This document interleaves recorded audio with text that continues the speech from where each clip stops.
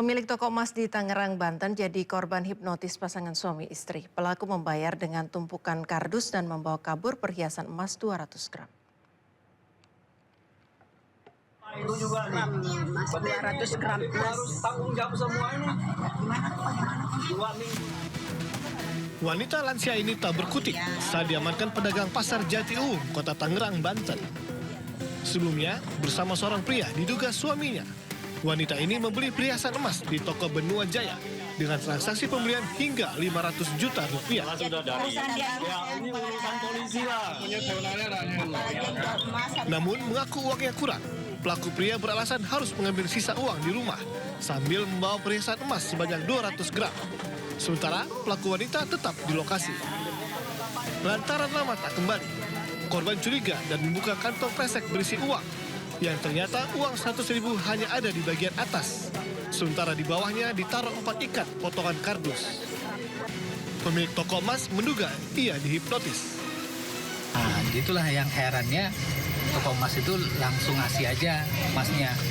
Sementara dia di sebelahnya belum dibuka. Dia percaya aja. Ya udah, pas sudah selesai bikin surat, pas mau dibayar, ini duitnya masih separuh lagi duitnya dijemput dulu pulang. Pelaku wanita kini diperiksa di Polsek Jatiuung, sementara pelaku pria masih diburu polisi. Dari Tangerang, Banten, Sukron, iNews melaporkan. Seorang ibu Bayangkari pamer lolos dari razia usai menunjukkan kartu Bayangkari miliknya. Video tersebut pun viral dan menuai kecaman warganet. Guys, ada razia guys di Bundaran Tugu Juang 2. Video seorang ibu Bayangkari pamer lolos dari razia viral di media sosial. Dalam rekaman video, ia mengatakan bahwa dirinya lolos dari razia usai menunjukkan kartu Bayangkari miliknya. Guys, ada razia guys di Bundaran Tugu Juang 2. And you know what? Aku diberhentiin dan aku keluarin ini. Sampai kebalik, ya kan tuh. Jadi lantasnya senyum-senyum aja gitu. Oh, Bayangkari kayak gitu kan. Rahmat Waliansen. Oh iya. SIM-nya ada? Ada dong Pak. Jadi aku bukain dompetku gitu kan. Ya lengkap gitu. Sampai fotonya juga ada. Jadi ya untungnya SIM-nya juga masih hidup dan masih panjang. Jadi aman, kita los. Video berdurasi 51 detik ini pun menuai kecaman dari warganet. Usai videonya viral, Ibu Bayangkari ini pun meminta maaf, mengaku tidak berniat menjelekkan nama organisasi Bayangkari dan berjanji tidak akan mengulangi perbuatannya. Assalamualaikum warahmatullahi wabarakatuh. Selamat malam. Saya Yafera Indriani, istri dari Bribka Rahmat Waliansen. Secara sadar, saya memohon maaf kepada semua pihak atas postingan video saya di media sosial yang viral dan membuat gaduh. Saya tidak bermaksud membanggakan diri dan tidak bermaksud menjatuhkan nama baik organisasi Bayangkari dan institusi Polri. Sekali lagi, dari lubuk hati saya yang paling dalam, saya memohon maaf yang sedalam-dalamnya. Dan saya berjanji tidak akan mengulangi perbuatan saya lagi. Terima kasih. Wassalamualaikum warahmatullahi wabarakatuh.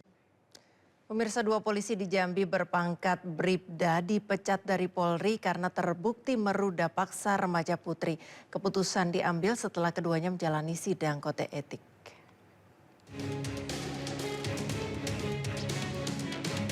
Dua oknum polisi berpangkat Bribda berinisial SP dan NI anggota Polres Tanjung Jabung Timur dan Polda Jambi menjalani sidang Komisi Kode Etik Profesi Polri.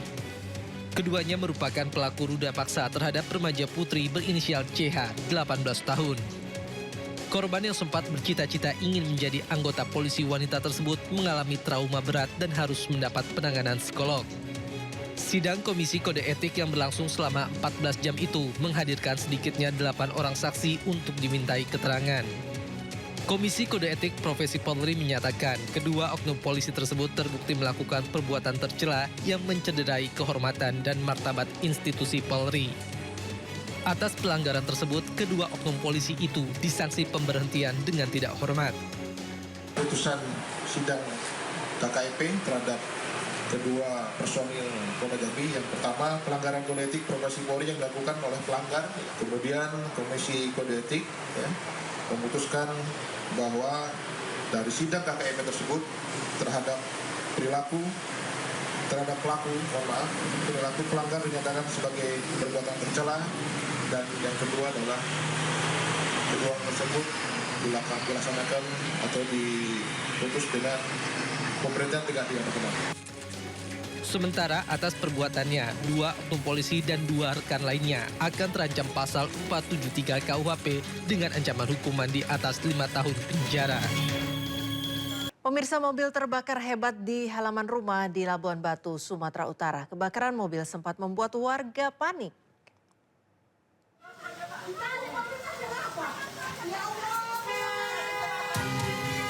Satu unit minibus terbakar saat terparkir di halaman rumah di Kabupaten Labuan Batu, Sumatera Utara. Akibat kejadian tersebut, sejumlah warga panik berhamburan keluar rumah. Api berhasil dipadamkan oleh warga dengan peralatan seadanya, sementara seluruh bagian dalam mobil ludes terbakar. Peristiwa terjadi saat mobil ingin dipindahkan pemilik, namun api muncul dari kabin membakar seluruh dalam mobil. Jadi orang tua nelpon saya, itu pindahkanlah mobil, itu udah panas gitu. Begitu saya buka pintunya, apinya sudah menyala di situ gitu. Menyala gitu langsung turun ke bawah lah, langsung ke apa gitu bang. Dan turun ke bawah gitu, apinya nyala. Ya langsung saya minta tolong sama masyarakat semua sini lah untuk mengapakannya semua bang. Tidak ada korban, namun kerugian ditaksir puluhan juta rupiah. Dari Labuan Batu, Sumatera Utara, Randi Kurniawan, iNews melaporkan. Diduga karena hilang kendali, sebuah sedan menabrak truk trailer dan truk tangki air di kilometer 750 tol Surabaya Gempol. Akibat kecelakaan, pengemudi sedan mengalami luka di sejumlah bagian tubuh.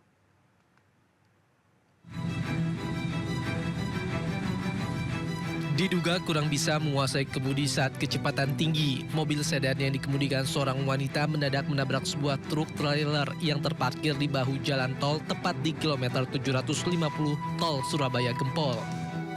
Tidak hanya truk trailer, mobil yang oleng ke kanan juga menabrak sebuah truk tangki air yang melaju searah di lajur kanan dan akhirnya berhenti di pinggir truk yang ditabraknya.